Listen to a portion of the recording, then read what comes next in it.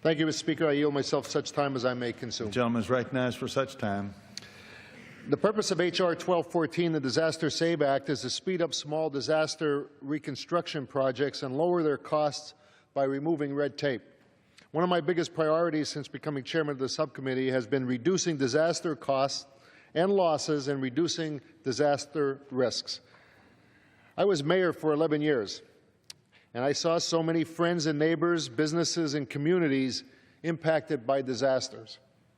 One of the things I hear most often from my colleagues in Congress is frustration about inconsistent guidance from FEMA and funding takebacks, even when there is no evidence of misuse.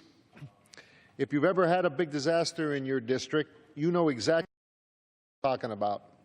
In my district, FEMA reversed its prior approval and has been fighting for years with the local government over whether or not they should have paved a temporary access road that was built after a major flood.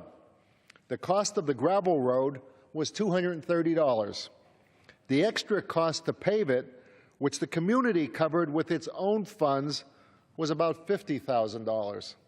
The amount of money FEMA has wasted in salaries, administration, and legal fees trying to take back the $230,000 likely exceeds the entire project cost. This is red tape out of control, and it doesn't serve the taxpayers well. We know there is a better way to manage these projects. Under current law, FEMA runs projects under $130,000 in a manner similar to an insurance settlement.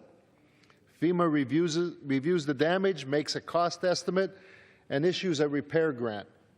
The local government is responsible for managing the grant on time and on budget. In exchange, they have greater flexibility in how they build back, and they can enhance a project with their own funds. This approach dramatically cuts administrative costs, rebuilds infrastructure faster, eliminates the cost overruns for federal taxpayers, and gives local governments the flexibility to rebuild in a way that best meets their needs. The success of FEMA's small project program is well proven, thanks to the prior efforts of the Transportation Committee. The former chairman of the subcommittee from California worked diligently to give FEMA the flexibility to administratively increase the small project threshold, which finally passed as part of Hurricane Sandy supplemental package. 14, the Disaster Save Act, will raise the current project cap for this program from $130,000 to $500,000 and help all of our constituents avoid the project nightmare my district is experiencing right now. This will speed up rebuilding efforts and reduce disaster recovery costs. The vast majority of FEMA's rebuilding projects are less than $500,000, but FEMA continues to micromanage the administration of these projects at a tremendous cost in time and money.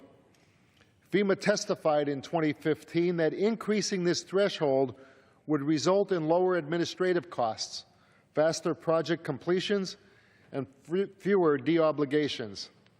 After 4 years, the program will sunset, and Congress will decide, based on outcomes, lessons learned, and stakeholder input, if the program should continue or not.